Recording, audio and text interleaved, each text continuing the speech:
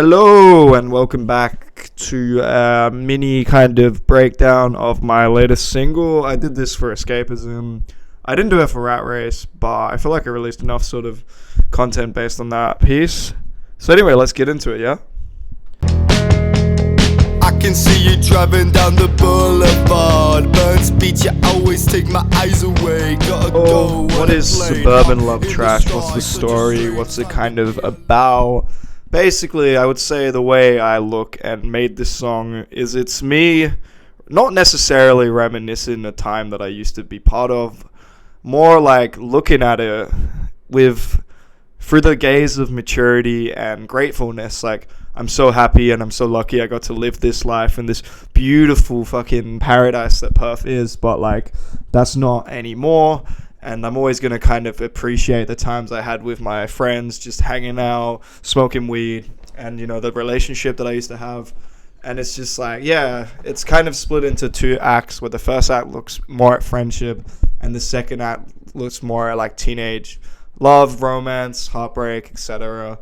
And then it kind of comes to a full circle of saying, that was in the past, and we should be thankful for what we had, but appreciate that we don't necessarily have that and we've grown up, So for anyone that knows me or has been following my music, it was the longest delay in release that I've had to date. It was about 5 months ago that I dropped Rat Race, and the reason for that is I was in a bit of a tough place with music.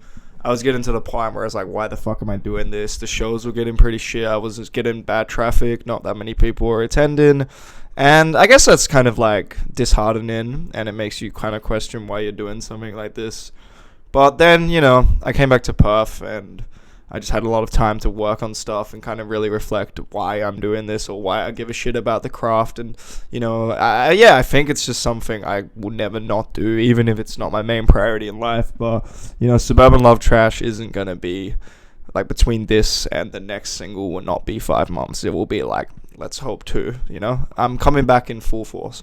You might also ask, why did I decide to drop this now? It couldn't be any more obvious, really. I just came back from a holiday in Perth for about 2 months. So yeah, even though I wrote this song in Melbourne, I feel like it was so good to release it in Perth when I'm fully back in suburbia, and I can really kind of when I was singing it in the studio and just be this is how I feel. This is the spirit of my journey in Perth and all of that. Yeah, it's Suburban Love Trash.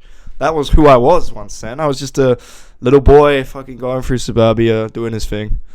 What is Act 1 necessarily about, and lyrically speaking? So the song starts with me kind of shouting, going, Burns Beach, you always take my eyes away. Gotta go on a plane up in the sky. And it's kind of just telling the story of leaving, coming back, and then just sort of what I'm reminiscing, what I miss the most about that life that I had while living in Melbourne. And that was just the friendships, the people there are irreplaceable, and those friendships and those bonds I've had since I was 14 with some of these people. Maybe I may never have that kind of connection with ever again. These people are your brothers. You've gone through hell. You've seen me at my lowest. I've seen you in your lowest. We can talk about anything. We've partied. We've just chilled. We've done so much together. And and then the kind of it ends on that line of even through the darkest times, because those people saw me in my worst, and they were the reason that maybe I got over that. And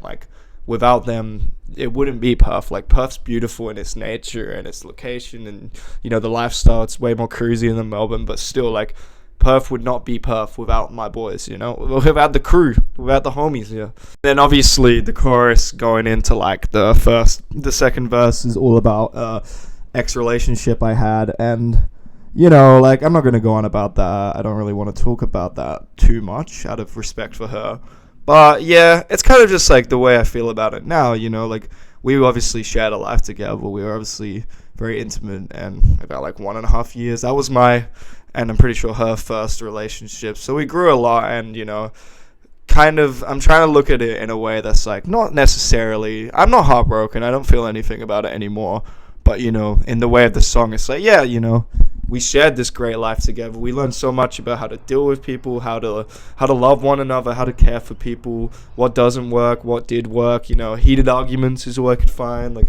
we weren't necessarily suited for each other. But I guess at this age, I was talking to my dad about something, and it's like, everyone needs to experience a relationship and a breakup because you grow so much. Like, really, like, in essence, if, we never broke up, Jim Horn might have never existed. The very reason I turned to music in the first place was because I was going through this breakup with this girl, and it was causing me so much, like, trauma, pain. Like, that's inevitable. You kind of feel like shit. But, yeah, like, that was my way of tackling that pain and kind of making sense of it all.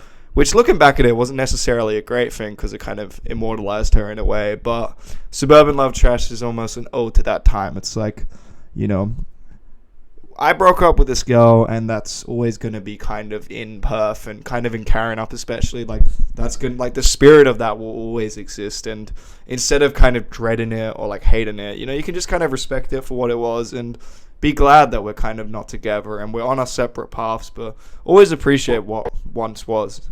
And yeah, I guess a cool way to kind of conclude this is like, what did I do when I came back? So a big part of coming back for so long was I came back at the beginning of May for Laser Gator's So Scared single launch, which fucking great song. If you haven't checked out Laser Gator, please check them out. They have been such a help and an inspiration for my own work. And, especially while coming to Perth, they gave me a few gigs and stuff, which I really appreciate. And yeah, so I think that was the biggest part, musically speaking, is just being with Laser Gator, doing a few open mics, and really seeing how maybe I perform really good with a side like bands instead of like rappers and stuff. Like, that's kind of my future plan, is to try and get more gigs aside like surfer rock bands, punk bands. But yeah, no, apart from that, it was obviously good to see everybody kind of embrace that lifestyle of like cruisiness, like surfing, just having coffee. Like, I felt like Perth's very like laid back, where Melbourne, I'm just rushed all the time. I'm working, yeah. But Perth's beautiful. If you haven't been, go fucking hell, go. And what is next in my career, musically speaking? The next single, kind of still along the same ideas of Melbourne and suburbia. It's going to be a song that I wrote during the great lockdown that was about 5 months in Melbourne, and it's all about politics and Mark McGowan and, all that shit. So stay tuned for that. I won't name it, but if you see me perform live, you probably know what I'm talking about. It's more of like a rock and roll song because I'm also trying to not steer away from hip-hop as much, but I want to make other shit, I don't like to call myself a rapper. I like to call myself just an artist that draws so much musical inspiration from everywhere. So, I don't like that label of like, oh, you're just a fucking hip-hop guy. Like, nah, I just make everything, and I really am going to show that in this new shit.